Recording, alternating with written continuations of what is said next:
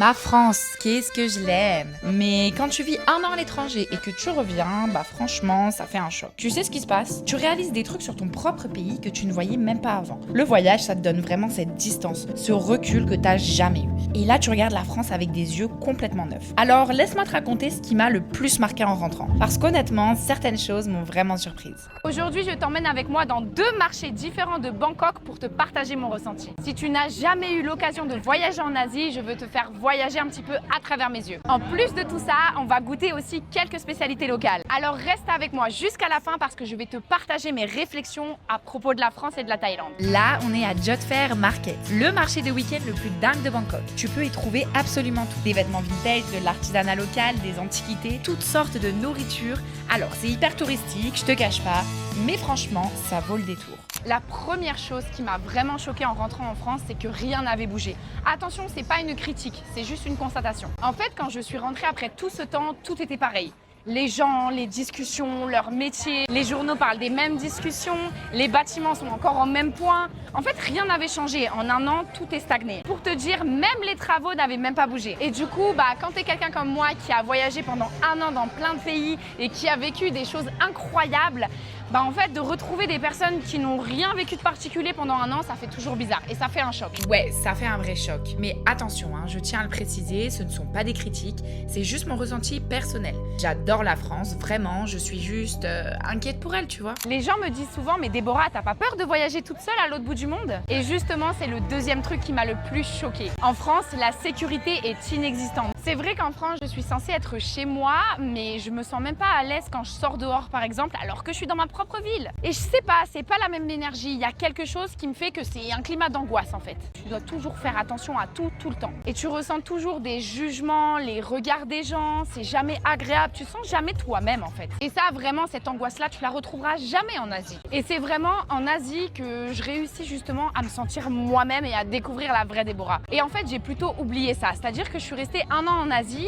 et quand je suis rentrée en France, j'avais oublié justement ce sentiment-là et ça m'a fait vraiment un choc. Et je pense que ça joue vraiment sur ton bien-être au quotidien. Je sais pas qu'est-ce que t'en penses toi, mais en tout cas, moi c'est ce que je pense. Du coup, si je dois conclure, j'ai remarqué qu'en France, j'étais pas vraiment moi-même. Et c'est justement le fait de voyager et d'être à l'étranger qui ressort mon vrai moi en fait. Je dirais même que je suis aigrie en France alors qu'à l'autre bout du monde, je retrouve ma joie de vivre vraiment. Et ça, je sais pas si vous vous en rendez compte, mais c'est pas normal. N'hésitez pas à me dire en commentaire si vous voyez exactement ce que je veux dire ou au contraire si vous n'êtes pas du tout d'accord avec moi. Et pour les plus timides, mes DM sont ouverts. C'est sûr que je pourrais te dire que oui, la vie est moins chère, le coût de la vie, etc.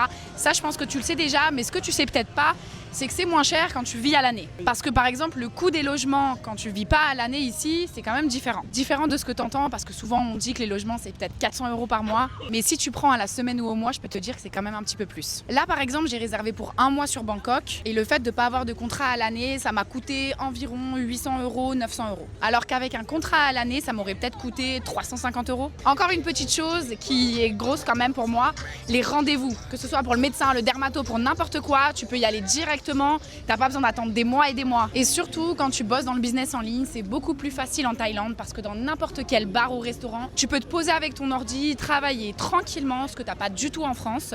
Et surtout, tu rencontres plein de gens qui sont dans le même domaine que toi et qui te comprennent. Et tu peux faire plein de rencontres en même temps. Ah oui, et un autre truc que j'adore ici, c'est que la Thaïlande reste vivante même la nuit. Que tu sois à Bangkok, Phuket ou sur les îles, il y a toujours quelque chose d'ouvert. Et en France, suivant où t'habites, la nuit, tu peux plus manger, tu peux plus rien faire. En Thaïlande, par exemple, t'as les 7-Eleven ouverts toute la nuit. Tu peux commander tout ce que tu veux à manger à n'importe quelle heure. Et ça, c'est vrai que c'est une liberté et une habitude que tu prends. Et quand tu rentres en France, ça fait vite bizarre. Maintenant, laisse-moi te dire un truc. Je ne me suis jamais sentie aussi bien qu'ici. Il y a cette sérénité inexplicable.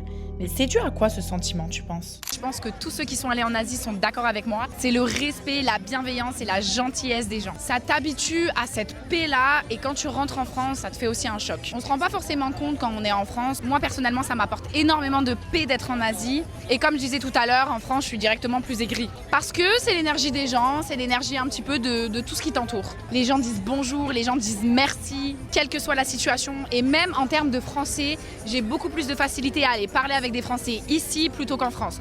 Pourquoi? Parce que peut-être que les Français sont dans le même mood que moi et dans la même énergie. que en France, bah tu vas pas voir quelqu'un comme ça pour discuter comme ça avec lui. Non, je ne déteste pas la France, hein, loin de là, et je reste fière d'être française, vraiment. D'ailleurs, il y a plein de choses que je ne retrouverai jamais ailleurs qu'en France. Maintenant, je vais vous parler des choses en France que je préfère par rapport à l'Asie. Parce que oui, il y en a quand même quelques-unes. Déjà, par exemple, je préfère sortir en France par rapport au style de musique que je vais pas retrouver forcément en Asie. Par contre, c'est sûr qu'il y aura toujours plus de risques d'agression et surtout beaucoup plus de jugement en France. Au niveau de la nourriture, je vais peut-être vous choquer, mais j'aime pas la nourriture asiatique. Je sais, ça a pas beaucoup de sens, pourtant je vis en Asie et heureusement que je peux quand même trouver de tout ici. Mais ce qui me manque le plus par rapport à la France, c'est vraiment la nourriture. Tout ce qui est fromage, kebab, même les cordons bleus. C'est vrai qu'on dit souvent qu'en Asie, la nourriture, elle est vraiment pas chère.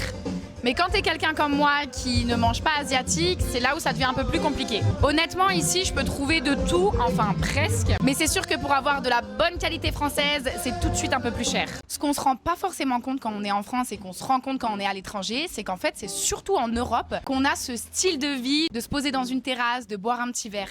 Ce qu'on n'a pas forcément ailleurs et ce qu'on se rend pas forcément compte. Et aussi, pour ajouter, surtout, chez nous, il fait nuit super tard l'été. Et ça, c'est ce qui me manque le plus. Parce qu'ici, à 18h30, il fait nuit noire. Au fait, t'as déjà mangé du crocodile ou des scorpions? Je te propose d'aller goûter ça avec moi. Bon, let's go, c'est parti pour une petite dégustation. On va commencer step by step. On va commencer par les plus petits, les moins dégueulasses et on va finir par le scorpion. Niveau 1, on va commencer par le petit verre. Bon, let's go. Allez. Il y a des petites épices. Sympathique. Bon, celui-là, ça va. Allez, niveau 2, un petit criquet. Allez, 1, 2, 3.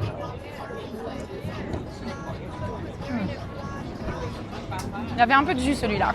Franchement, ça va. Ça n'a pas trop de goût, ça sent la terre un peu. Niveau 3, on va prendre des verres un peu plus gros. En fait, ce qui est difficile, c'est l'intérieur en fait. C'est quand c'est pas assez séché et que du coup, il y a du jus à l'intérieur. Ok, 1, 2, 3. Ah oui, il y a du jus là. Pas bon ça. Je mange pas ceux-là, je peux pas. Je crois que je préfère le scorpion même. Ok, le dernier niveau avant le scorpion, c'est ça les gars. Ça, il y a du jus. J'espère qu'il est un peu vide. C'est un gros verre, mais vraiment c'est dégueulasse ce que je fais. Hein. Let's go. Allez, 1, 2, 3. Miam miam. Miam miam. C'est le goût de la faim qui est difficile.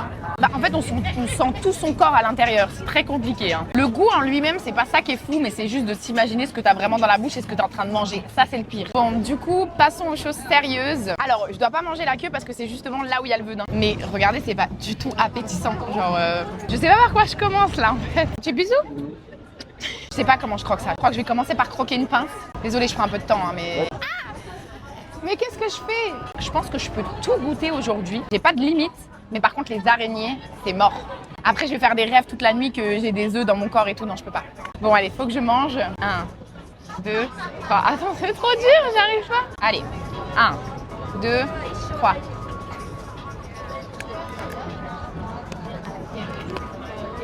Je pense pas que ça se mange. L'intérieur de la pince a été farineux, comme les autres insectes un peu. Ils ont tous le même goût les insectes en fait. You want to try? Même les tailles, ils veulent pas manger, hein, pour vous dire vraiment, je fais un truc de fou. Franchement, si moi je le fais pas, qui le fait? Faut que je croque la tête. Bon, je vais y aller. C'est trop dur. J'espère que j'ai pas le venin, que je gonfle pas du visage. Allez, hop, on y va. Ah, j'y arrive pas. Il faut passer aux choses sérieuses. Allez. 1, 2, 3.